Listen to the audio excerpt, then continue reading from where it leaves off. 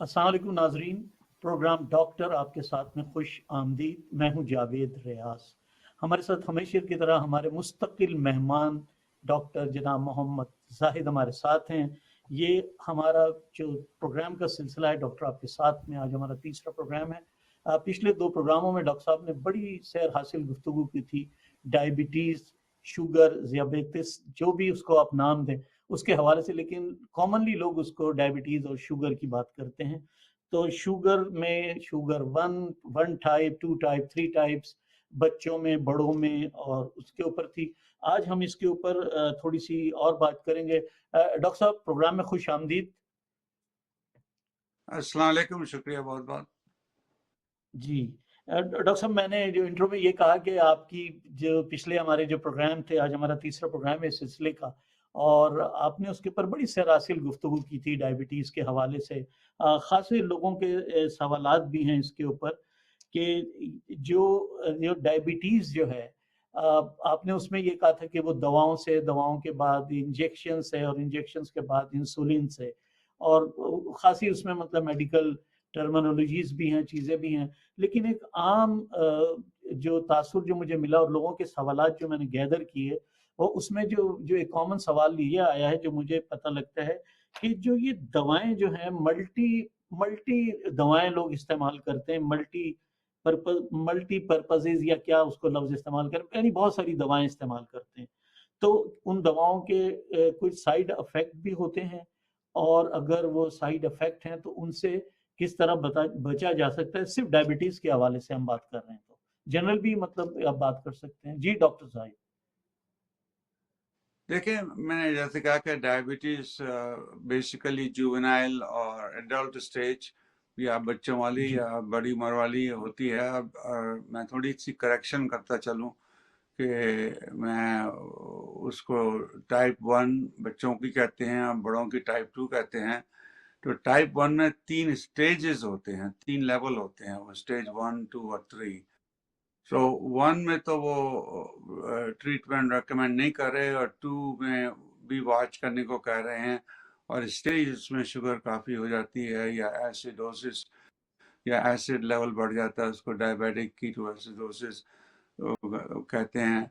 तो ये थोड़ा थोड़ा डिफरेंस है। और जो टाइप 2 होती है उसमें स्टेजेस नहीं होती, उसमें सिर्फ ये होता है कि एक होता है इंसुलिन डिपेंडेंट, दूसरी होती है नॉन इंसुलिन डिपेंडेंट, मतलब बगैर इंसुलिन के काम चल जाए और या इंसुलिन देनी पड़ेगी। तो जैसे कि मैंने कहा था कि 6-7 किस्म के डिफेक्ट हो सकते हैं बॉडी में, मतलब खराबियां हो सकती हैं।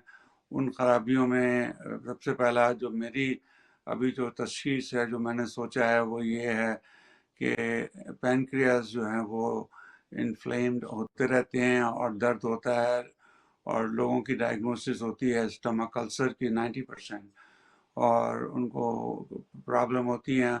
तो वो असल में पैनक्रियाटाइटिस होता है, और इसका मतलब पैनक्रियास की स्वेलिंग होती है। उससे फिर जो हीलिंग होती है, तो फिर उससे टिश्यू स्कारिंग, मतलब एक टिश्यू बन जाता है जो हील कर जाता है, तो वो काम के काबिल नहीं रहता। तो इस तरह इंसुलिन की डिफिशिएंसी या इंसुलिन की कमी महसूस होना शुरू होती है, तो शुगर जो है वो ऊपर जाना शुरू होता है। तो ये एक मेरा ख्याल है मेन वजह भी ऐड उसमें शामिल कर लेनी चाहिए। तो इस तरह जो है स्टमक की जो पेन होते हैं उसके टेस्ट कोई कराता नहीं है, वो आराम से प्रालोसैक और नेक्सियम या पेप्सिड वगैरह दे देते हैं। पैनक्रियाटाइटिस का पेन जो है ना वो खुद ही ठीक हो जाता है। ये अजीब सी बात है, इसमें कुछ करना नहीं पड़ता सिवाय पेन के, और नेचुरली आपको फिर उल्टियाँ भी होती हैं और नतली भी होती है, तो आप खा पी भी नहीं सकते। तो उससे फिर डिहाइड्रेशन, पानी की कमी हो जाती है। तो पानी की कमी करते रहें, दर्द को कंट्रोल करते रहें, तो पैनक्रियाटाइटिस खुद ही ख़त्म हो जाता है। मगर हमारे यहाँ क्योंकि वो मैंने कहा कि बाय मिस्टेक या बाय अंडर डायग्नोज, जो सही तरह तशखीस नहीं होती इसकी अच्छी तरह से, میرا جہاں تک خیال ہے، یہ میرا ایکسپیرینس ہے، تو اس میں پینکریاس کا جو ایک انزائم ہوتا ہے اس کی کمی کی ہوتی ہے جب پینکریاس سوج جاتے ہیں. تو یہ تو شروع ہوتی ہے شروعات شوگر کی، کہ آپ کی انسولین جو ہے وہ کیپیسٹی اور اس کی قابلیت جو ہے پینکریاس کی کم ہو جاتی ہے انسولین پروڈیوس کرنے کے لیے، انسولین کو پیدا کرنے کے لیے. جب انسولین کم ہوگی تو آپ شوگر کھائیں گے، آپ میٹھا کھائیں گے تو وہ ڈائجسٹ نہیں ہوگی، تو وہ نہ ڈائجسٹ ہونے سے پھر کافی بیلنس خراب ہوتا ہے باڈی میں، ہر چیز جو ہے وہ آگے پیچھے ہونا شروع ہو جاتی ہے. تو اس لیے اب نیچرلی مطلب نارملی تھنکنگ آدمی سوچتا ہے کہ پہلے ایسی گولی دی جائے جس سے کہ انسولین بننا شروع ہو جائے. تو اس کو اورل ہائپوگلائسیمک یا منہ سے لینے والی دوائیاں جس سے انسولین جو ہے وہ پروڈیوس اور بننا شروع ہو جائے. ٹھیک ہے نا. اب اس میں ٹائپ 2 کی بات کر رہا ہوں مینلی، جو ٹائپ آٹو امیون ہے اس کی تو پوری فیلڈ ہی ڈفرینٹ ہو گئی ہے اب، اور اس کی ماشاءاللہ سے دوائی بھی ہے، تو اس کی ٹریٹمنٹ بھی کافی جو ہے اس کا علاج بھی کافی اب سہانا لگ رہا ہے کہ وہ تقریباً آپ ختم ہی کر سکتے ہیں اگر آپ صحیح موقع پہ صحیح طرح سے اس کو استعمال کریں، جو اس قسم کی نہیں سمجھ لیں. تو یہ ون تو بچوں والی جو ہے نا اس کا تو بہت ہی اچھا میرا خیال ہے رزلٹ ہوگا جب یہ اچھی صحیح طرح سے دوائی ہمیں یوز کرنا آ گئی. اس کی اچھی قسمیں بھی آ سکتی ہیں، اس کی استعمال کے طریقے اور ان کی ٹائمنگ، مطلب کس وقت یوز کرنا ہے وہ آپ نیچرلی ڈسکس کر سکتے ہیں. مگر جو ٹائپ 2 ڈائبٹیز ہے وہ بڑی کامن ہے، 70% 80% لوگوں کو وہی ہوتی ہے، اور اس کے میں نے آپ کو بتایا کہ پہلا جو ہے وہ گولیاں دی جاتی ہیں، کیونکہ میرا خیال ہے کہ گولیوں سے اگر کام چل جائے تو اچھا ہے، انجیکشن سے ذرا تکلیف ہوتی ہے لوگوں کو. ڈائبٹیز انجیکشن اور پھر اس کے بعد انسولین. ہاں، تو اگر جب گولیاں مختلف قسم کی ہوتی ہیں کہ گولیاں انسولین کو پیدا کریں پینکریاس سے، جب وہ پینکریاس پھر پین ہوتا ہے، پھر آدمی ٹریٹمنٹ ہوتی ہے، یا پینکریاس ٹائم کے ساتھ جو ہے وہ تھک جاتے ہیں اور انسولین نہیں بنا، تو ایک وقت آتا ہے کہ آپ کو دوسری دوائی ڈھونڈنی پڑتی ہے. وہ دوسری دوائی یا تو آپ جہاں انسولین کا کو بڑھائیں، اس کی فنکشن کو بڑھائیں تاکہ وہ کام کرے، یا پھر دوسرے ذرائع سے انسولین باڈی میں پیدا ہو یا شوگر میٹابولزم ہو. جیسے ایک دوائی ہے فارسیگا، وہ بلاک کرتی، مطلب وہ کیا کہتے ہیں شوگر کو ابزارب کرنے سے بچاتی ہے، تو کڈنی سے شوگر لوز ہونا شروع ہو جاتی ہے. تو آپ یا تو انسولین سے آپ اس کو کیمیکل طریقے سے اس کو آپ پروسیس کر لیں، یا اس کی سینسٹیوٹی بڑھا دیں کہ وہ اس کا اثر زیادہ ہو، یا اس کی ابزارپشن مطلب وہ آپ کے جسم میں داخل نہ ہو، یا اور وہ باڈی سے نکل جائے، اس سسٹم کو بلاک کر دیں. وہ آپ کے میں بھی ہوتا ہے، وہ آپ کے کڈنی میں بھی ہے. یا آپ پانی زیادہ پئیں تو شوگر جو کڈنی سے نکل جاتی ہے. یا پھر آف کورس جو ہے آپ وہ کیا کہتے ہیں شوگر کم کھائیں، پھر ایکسرسائز کر کے اس کی یوز کریں. تو یہ بہت سارے طریقے ہیں جو آپ جس سے آپ جو پرابلم آپ کو پیدا ہوا ہے اس کو آپ ہینڈل کر سکتے ہیں. ٹھیک. ڈاکٹر صاحب اس میں جب آپ نے ڈی ہائیڈریشن کی بات کی، تو جس آدمی کو ڈائبٹیز ہے، ڈائبٹیز 2 جو بھی اس کو تشخیص کی گئی ہے، تو کیا اس کو حلق خشک ہونا وغیرہ اس قسم کے کوئی سمٹمز اس کے اندر ڈیولپ ہوتے ہیں اگر جیسے ڈی ہائیڈریشن فیل کرتا ہے؟ پہلا اس کا جو سائن یا اس کی جو پہلی نمائندگی کرتا ہے وہ ڈی ہائیڈریشن ہی کرتا ہے، مطلب پانی میں کمی ہو جاتی ہے.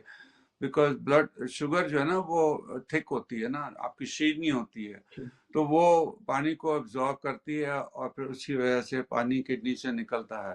تو سب سے پہلی شکایت مردوں کو ہوتی ہے کہ ان کو پانی پیشاب بہت آتا ہے اور پیاس لگتی ہے. عورتوں کو ہوتا ہے ان کو ایسٹ انفیکشن، جو عورتوں کو پرائیویٹ انفیکشن ہوتا ہے.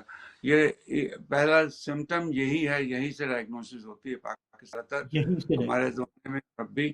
مگر ہمارے یہاں دوسرے ویسٹرن کنٹریز میں تو میرا خیال ہے کہ ہر سال میں 2 دفعہ لوگ چیک کرتے ہیں تو پتہ لگ جاتا ہے.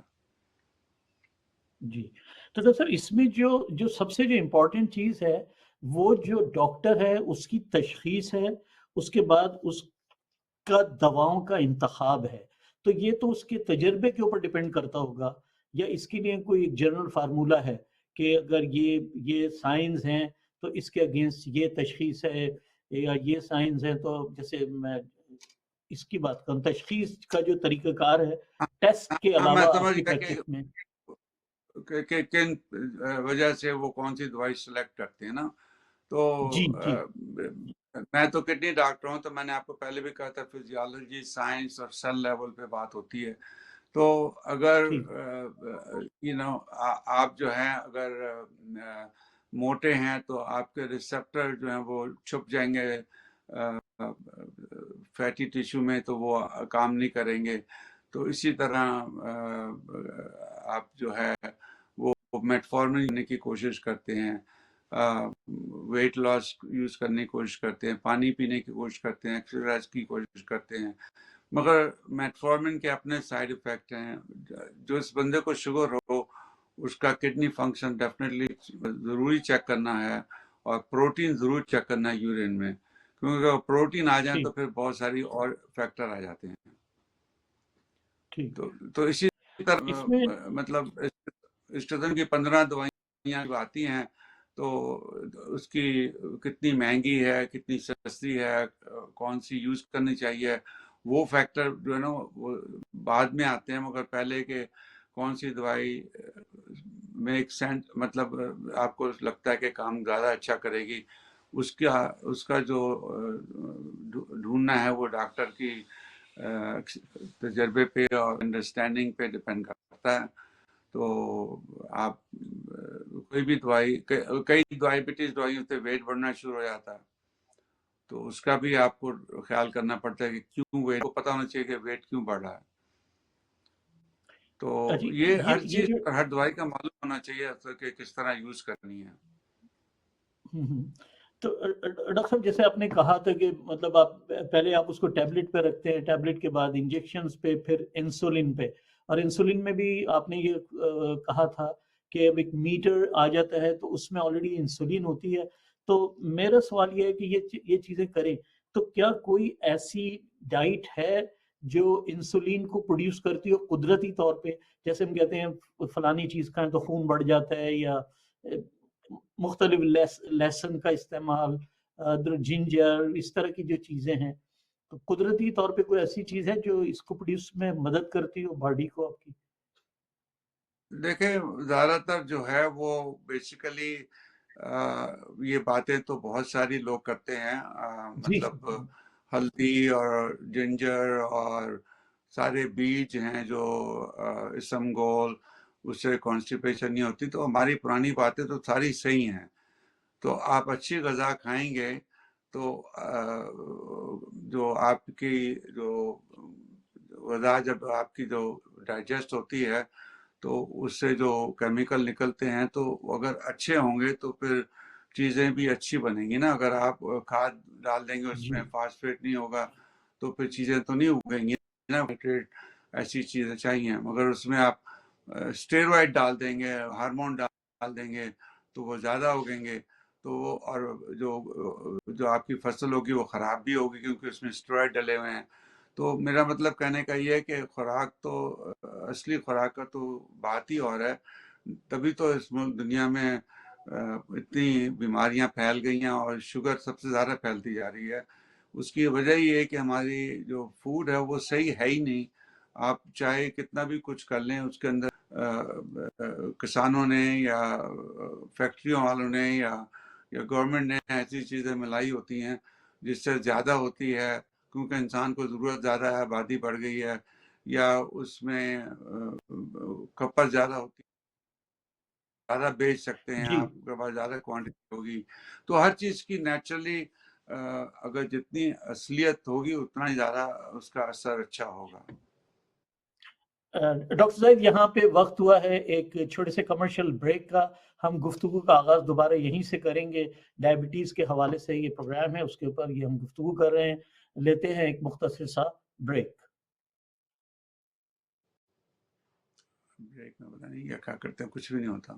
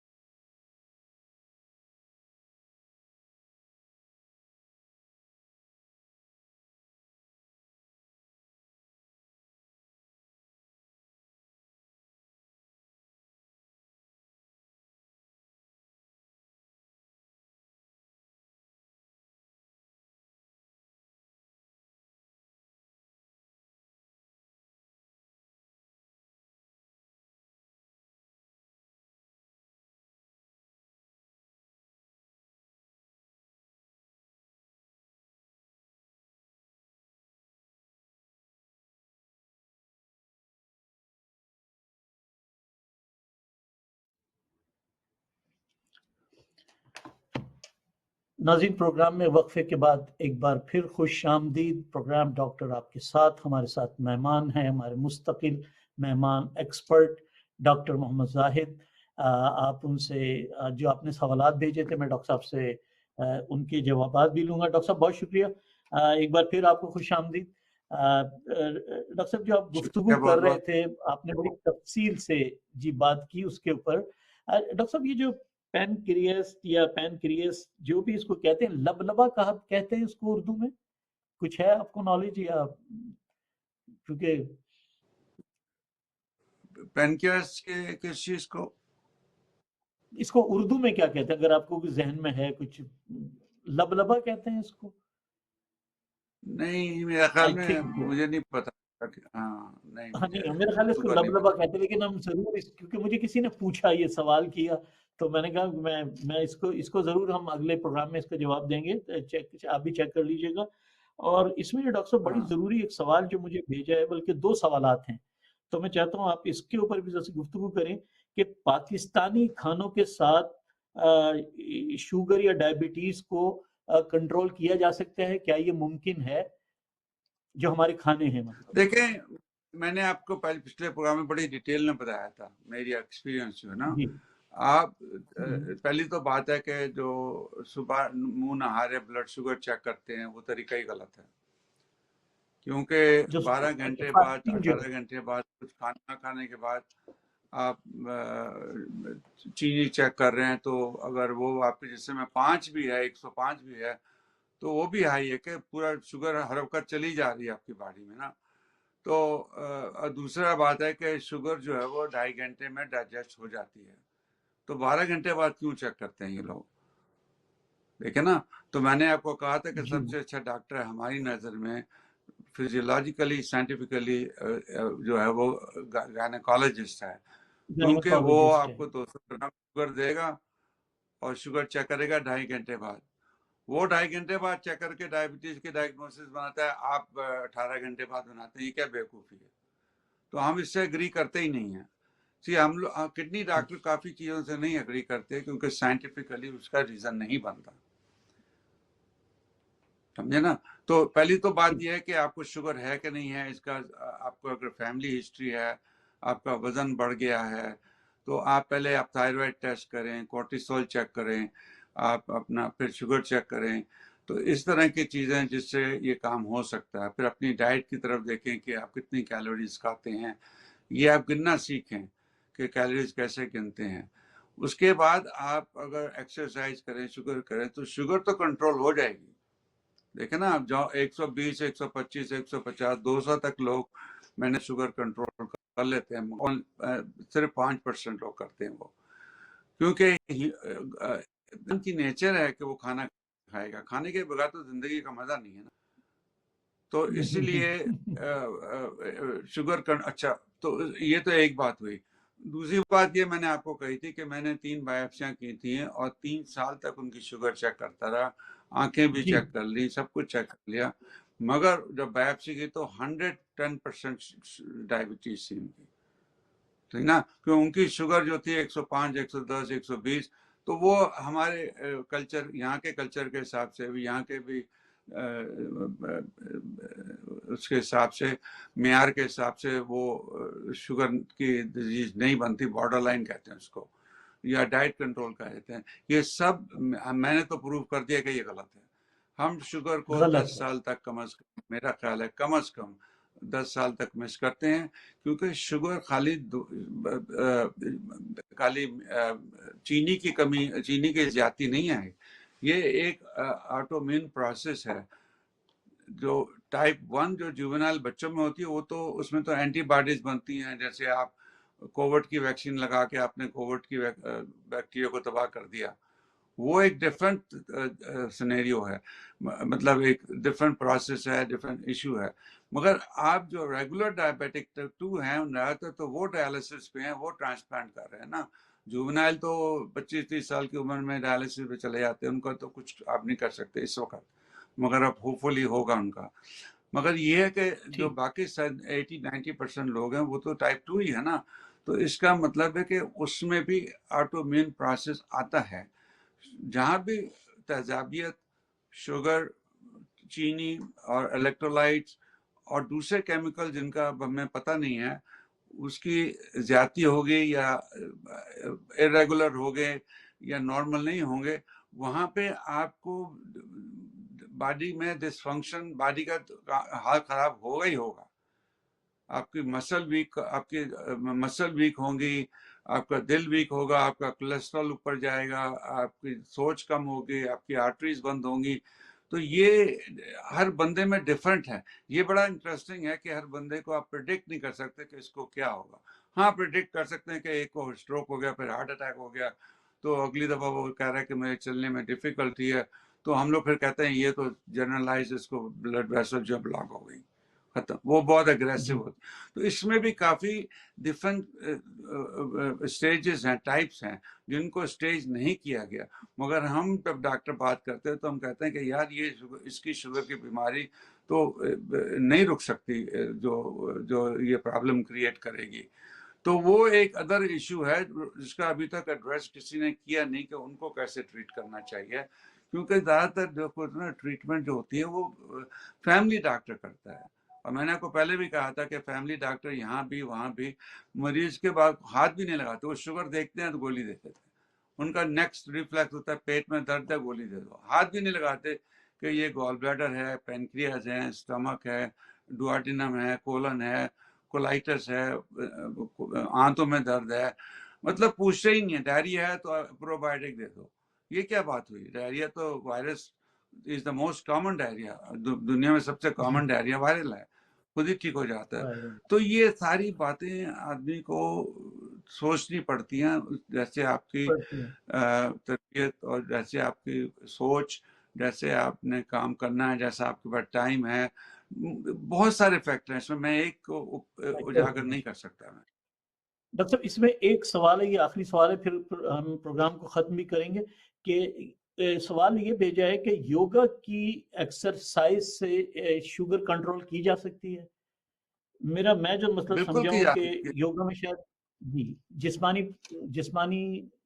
आई डोंट नो, योगा की एक्सरसाइज से शुगर कंट्रोल हो सकती है, ये सवाल किया है जी। आपका मतलब जॉगिंग से? नहीं, जॉगिंग नहीं, योगा तो मेरा योगा ख्याल से योगा बैठ के की जाती है ना मुख्तलिफ। हाँ, देखिए योगा जो है ना, अब आप ये देखें, शुगर इंसान का जो बीमारी है, जो गाड़ी में आपके अगर प्लग खराब हो गया है तो आप योगा करके उसको ठीक कर सकते हैं क्या? ठीक है ना, आप समझे मेरी बात ठीक ना। योगा से एक कर सकते हैं आप कि आप पे स्ट्रेस कम होगी तो उससे शुगर कम होती है। योगा से आप एक्सरसाइज होती है, थोड़ी बॉडी मूवमेंट होती है, उससे शुगर कम हो सकती है। ठीक है ना। आप योगा से आप को नींद अच्छी आएगी, तो जितनी बॉडी जिस्म पे असर होगा, प्रेशर होगा, उतनी, मैंने आपको बताया ना, शुगर की बहुत सी अदर दूसरी चीजें जो है शुगर को इन्फ्लुएंस करते हैं। मगर अगर आप योगा से आप प्लग नहीं ठीक कर सकते तो शुगर कैसे ठीक कर सकते हैं? आप बेहतर कर सकते हैं, क्योंकि उसमें एक्सरसाइज है, उसमें पानी पीना है, उसमें स्ट्रेस कम है। स्ट्रेस से बढ़ती है शुगर, स्ट्रेस से तो हार्ट डिजीज भी बढ़ती है, स्मोकिंग से बढ़ती है। तो ये तो बहुत बड़ा लंबा चैप्टर हो जाता है फिर। मगर जनरली स्पीक, मतलब आमतौर पर अगर बात की जाए तो हाँ बिल्कुल, आप एक्सरसाइज कर रहे हैं, स्ट्रेस कम कर रहे हैं, रिलैक्स हो रहे हैं, तो वो डेफिनेटली फैक्टर है। हर चीज हेल्प करेगी आपको। जी जी डॉक्टर साहब, यहाँ पे ये बड़ी अच्छी गुफ्तगू है इस सेंस में कि लोगों की एक हेल्प होती है, लोग इससे बैकग्राउंड समझते हैं। हमने बड़ी सैरासिल गुफ्तगू की, इस सिलसिले का हमारा तीसरा प्रोग्राम था, और हम कोशिश करेंगे, हमें जो हमारे दोस्तों ने यहाँ पे भेजी हैं चीज़ें, वो अब अगला जो हमारा टॉपिक होगा वो हाइपरटेंशन का होगा। तो आप हमें कॉल कर करके, जैसे आपने हमें मैसेजेस किए थे, इस तरह 1-800-702-4302 पे आप मुझे मैसेज भी छोड़ सकते हैं, और व्हाट्सएप के ऊपर भी मैसेज आप कर सकते हैं 7738285126। हमारा प्रोग्राम का वक्त होता है कम, अगले हफ्ते सेम टाइम आपसे फिर मुलाकात होगी। डॉक्टर आपके साथ में, हमारे मुस्तकिल मेहमान डॉक्टर मोहम्मद जाहिद हमारे साथ होंगे। डॉक्टर साहब बहुत बहुत शुक्रिया, अगले हफ्ते फिर मुलाकात होगी इंशाअल्लाह। खुदा हाफिज।